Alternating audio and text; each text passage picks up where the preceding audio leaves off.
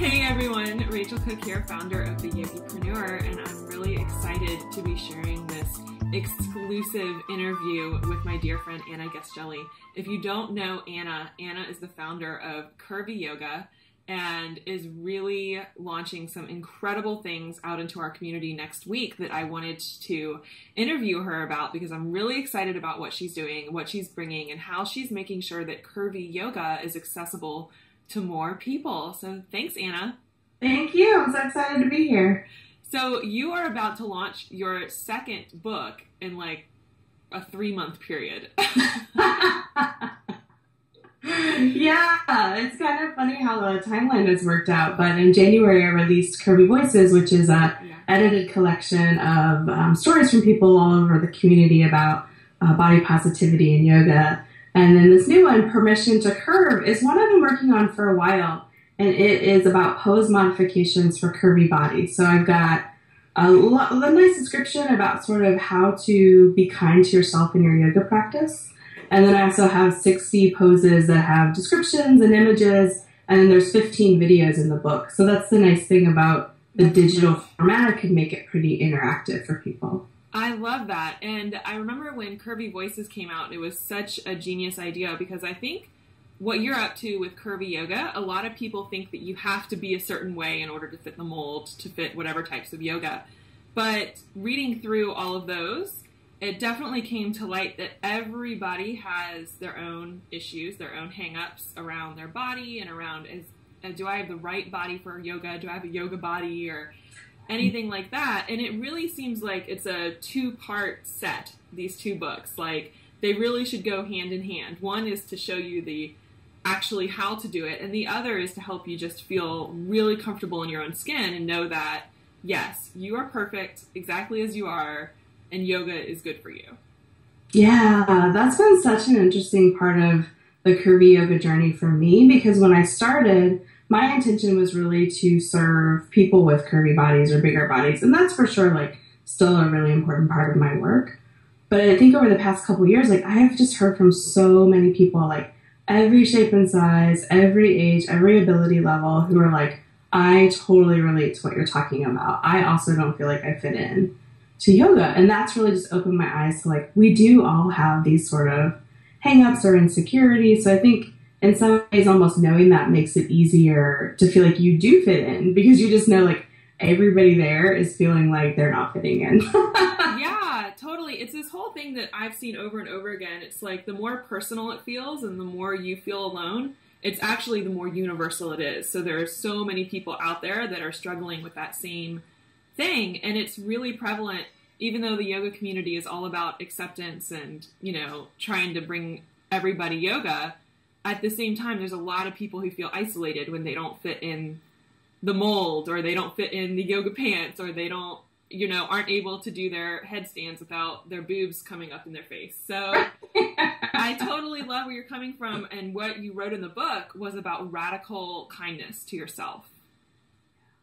Yeah, I feel like that's such an important part of yoga, but it's also something that yoga can teach you. Yeah. So for me, I feel like I really learned that from yoga, because as I sort of became more aware of my body, that led to me being more aware of my thoughts, more aware of my feelings, more aware of how I interact in my relationships. And so I think that yoga can really be that tool for self-acceptance and for that to happen in a really kind way. I love that. I love that. And I love, you know, so much of what you wrote about. I think what I want to share with people is when I got an advanced copy of your book that's coming out on Monday, you know, it starts off, you know that you're going to get the poses, you know that you're going to get the modifications and all of that. But what you don't expect to get out of it, unless you know you pretty well, is just the real vulnerability that you stepped into, like sharing your story and where you've been through and what's come up for you. And even as you write it, saying things in the pose modifications like touch your belly and adjust so that you feel comfortable, and really getting people comfortable in their own skin. I think that's so brilliant and needed. Thank you. Yeah, sharing my story has been such an important part of curvy yoga, because one of the reasons that I started it was really to find a place that I had wanted to like be a participant of. Yeah. And I never found it. And so I decided to create it. And I feel like I never want people to think that self-acceptance has been this like total breeze for me, that it's inaccessible to them, but that it is just like a journey that unfolds. And I can look back and see how far I've come, and I can also look forward and see how far I still have to go. So I really wanted that to be reflected in the book, and I'm grateful that you saw that. It totally is. I adore that, and I'm really excited to put this book into the hands of so many people. And some other things that came up for me looking at it was, I know that part of your journey with Curvy Yoga is not just, you know, raising the flag of awareness, like, hey, and also the community piece. So kind of awareness, community, like, hey, yoga benefits everybody. Let's all get on the mat. Let's, you know, be radically kind to ourselves.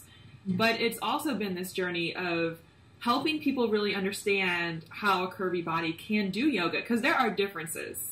Like, and I love what you said in the book, that if you were to basically take like an X-ray machine, underneath we all look the same, but when different bodies are doing different yoga, we're not going to make the same shapes. Yeah. And that's really important, because I know a lot of people have faced injury, they faced feeling kind of out of place in class, or the teacher didn't really know what to do with them. So yeah. I love that you've now given us this real tool for people to understand what alignment really means for somebody who doesn't fit that skeletal body. Yeah. You know, I think it's helpful in a lot of ways that yoga teachers learn their anatomy and alignment from looking at those skeleton and muscle bodies. But at a certain point, that has to translate to a non-skeleton body, because none of us have that, like, all those straight lines that you see in like the asana and anatomy books. And then you look at someone's body and you're like, oh, they're kind of like, you know, there's some curves there. And so I think that the book can really like help teachers who, in my experience, rarely learn about working with curvy bodies, figure out how to support their students, and in a way that is authentic and empowering, and sort of isn't about like, oh, you don't really fit the mold, so here's something you can do, kind of like as a default. But rather be like, okay, so we're all going to start from this supported position, and then you sort of figure out what works for you. I love that. And I know that as Curvy Yoga is growing, you're offering now not just the community education, helping people feel really comfortable on the mat, but also the teacher education, which I think is so crucial. Like, this is an area, a huge gap. I mean, we live in a country where, let's face it, the average size is not a size 4, which is what we see on like the cover of Yoga Journal. Like, the average size is a 14 or a 16, and those women still want to get on the mat, you know? People still want to feel the benefits of it. So I'd love for you to share a little bit about where Curvy Yoga is going on this educational piece, because I think this is revolutionary, that now there's this entirely new area that teachers can tap into that can really serve a lot of people. Thank you. Yeah, I'm really excited about it. I feel like there's so many 200-hour programs, and there's quite a few 300-hour programs, and I rarely hear of any that even talk about curvy bodies at all, much less sort of give some really helpful tips. And like you said, there's this interesting mixed message, because it's sort of like, you know, on the nightly news every night, I feel like there's a discussion about how people are becoming more and more overweight in the U.S., but then on the other hand, we're not addressing that at all in yoga and how to sort of support people, unless it's from a weight loss paradigm. And so that's what I like about Curvy Yoga, because it's more about accepting your body right where it is. And if it changes, you know, in any way, that's fine, but that's not sort of the goal of the training. And so I'm excited about just getting the word out and helping teachers support their students, and also I think grow their student base. I think that's one of the things we don't talk about. Like, when you're making your classes really accessible to people of different shapes and sizes, that's more students on the mat for you in your class as a teacher. That's really, really true. And that's something that I love you brought up, because I think we definitely as a community are all talking about how can we get more students involved and more people on the mat. But I remember the first time I went to a yoga studio, I mean, my practice did not start in a yoga studio. It started at home with like a DVD. Yeah. And I was scared to go to the studio, because the person on the DVD and the person in the magazines, they were like supermodel thin and, you know, probably airbrushed and all sorts of stuff. So I think this is really crucial, because I think for so many of us, we want more students to come to the mat, but the missing link is that whole, are they ready? Are they comfortable? Do they feel like they're coming into an environment that's safe for them? Not just physically safe, like they won't get hurt, but like emotionally safe and supportive. Yeah. Yeah. I'm really glad you mentioned safety, because both of those, I feel like that's sort of the underpinning of what I'm trying to teach my teachers, is that safety is multifaceted. Mm-hmm. And that, of course, you want your students to be physically safe, but they do have to feel emotionally supported, that they're in a place where they're not going to be singled out for being kind of the only curvy student in the room, and that they're not going to feel like if they can't do a pose, then they have to be in child's pose for 25 minutes, because that happens. Yeah. And of course, like, that's better than somebody, breaking their neck or whatever. But you want everybody to feel like they're able to participate in the way that works for them. And that's really what keeps people coming back. I love that, because I know so many curvy students who are excited about, doing some more advanced classes. And unfortunately, a lot of our community has taken advanced to mean like extreme back bends or these crazy arm balances. And let's face it, like, not everybody can do that. There's different ways to have advanced classes. And that's something you start diving into a little bit, is how can we make everybody feel accepted no matter what level of the class? How can we help them not find like the definitive full expression, but their own full expression, which I thought was really beautiful.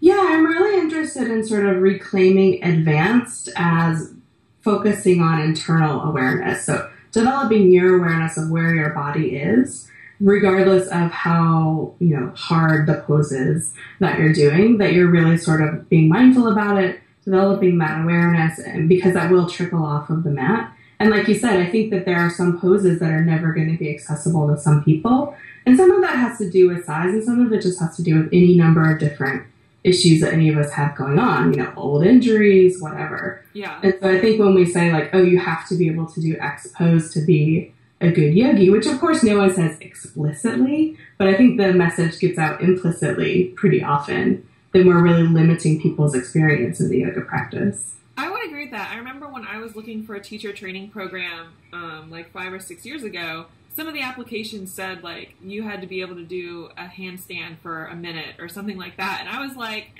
I guess I'm not going there. Right. There's no way. Like, I was terrified, and I knew that I wanted a teacher training program so I could learn more.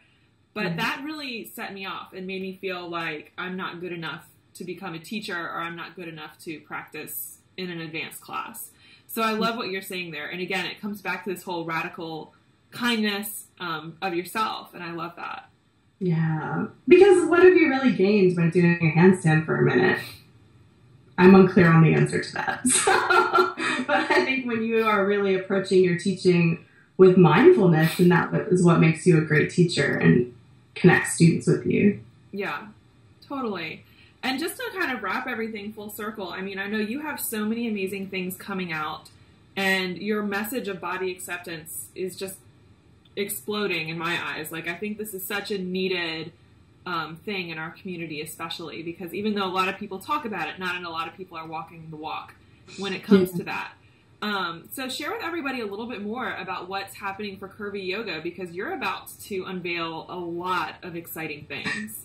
Yeah, I kind of have a Curvy Yoga bonanza coming up this week. So I have a whole new website coming up on Monday, and it's really more interactive for people, and I think it'll be easier to navigate. Still, all the great things from the current site are there. Yeah. The blog is continuing all that. I love writing and connecting with the community. The book is also coming out on Monday, so people will be able to get a copy. And there's also a video library add-on that people can get. So if people prefer to see the poses sort of in action, then there's a video for every single pose in the book that they could get. Wow. That's quite an undertaking. Guys, let me tell you, the work that this woman has put into creating this book is nothing short of, like, epic. This is a ton that she's put into that, and then making videos for every single thing. That's amazing. That's amazing. I think I'll be done shooting videos for a little while after that. You're probably like, okay, I'm really tired of standing in front of this video camera. Yeah. So on Tuesday, I have a Curvy Yoga manifesto coming out, and I'm actually calling it a mat-festo. So it's going to be available as a PDF and a desktop wallpaper, so people can use it however they like if they're inspired by it. Wednesday, I'm offering a call, and we're going to be talking about embracing your health, movement, and body at every size. And so really a lot of the things that we've already talked about are going to be on the call, and that's going to be at 7 o'clock Eastern time that Wednesday evening. So people can kind of get on the Curvy Yoga newsletter or check out the website for more information on that. Thursday, I have a free PDF coming out for people, Curvy Yoga Guide to Creating a Home Studio. And I think that's going to be a really nice complement to the book, because a lot of times you're trying to create a home practice and you're just like, where am I going to do this? Like among my dogs and kids and partners and whatever is going on at your house. And I had totally had the same situation at my house. Like whenever I roll up my mat, my 2 dogs are trying to hop on there with me. So I have some What is that? My dog does the same thing. And I'm like, this is not your bed. Can you please get off the mat? I think it's something about being on the ground. They're just like so excited that you're down there. Yeah. Hilarious. Yeah, I had to like push mine out of the way to keep practicing. And then on Friday, I am announcing the dates of my fall teaching tour, which is called Curve Fest. And I'm going to be going to several cities in between Labor Day and Thanksgiving, doing 1-day workshops that are body positive yoga and also body acceptance. So there'll be a mix of yoga and reflection and journaling and talking with the community. I'm really, really excited about that. I'm so excited about all of that. So it's going to be a fantastic week and then a fantastic fall ahead. I so encourage everybody to check out what Anna's up to, whether you're a teacher or a student. She's definitely someone to follow and to become friends with, because this woman has got her finger on the pulse of what our community is really secretly thinking and what they're like really desiring, and that's support and acceptance and feeling like, yeah, it's okay for them to come to the mat. They can stop judging themselves, and that's huge to me. Yeah. Thank you so much. Thanks, Anna, and everybody go check out her stuff. Get on the call. We'll talk soon. Bye. Bye.